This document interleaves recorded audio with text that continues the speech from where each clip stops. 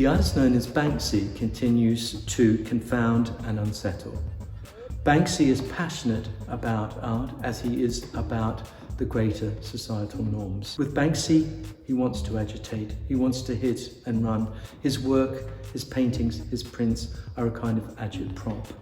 We are very fortunate to have two fine examples in Menzies' coming sale. Each print are an edition of 299. Banksy's star is ever ascendant in the art world and his prices continue apace. Most recently, he has sold a painting for over 16 million sterling.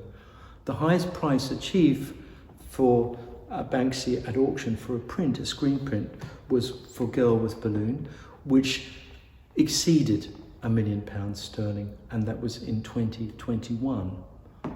Banksy is very capable of approaching situations, leaving his mark. He is formerly a graffiti artist, so he likes to make these incursions into the social sphere and to leave marks on walls, to leave stencils on walls that invert or subvert the meaning that is left. People are taken by surprise. The artist drifts in a kind of dérive through various suburban spaces, and this is where originally he made his mark and he continues to derive impetus from. With the print Donuts Chocolate from 2009, we have a degree of humour. Humour is always read into the works of Banksy. It's always there at the edges, if not in the intent of the imagery that he creates.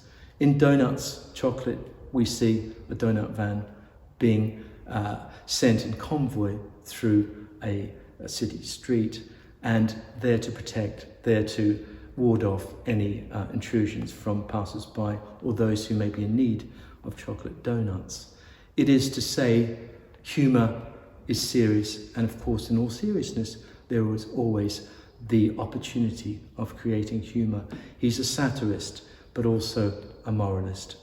Banksy's print, Very Little Helps, speaks to the very idea of making an incursion into a social space.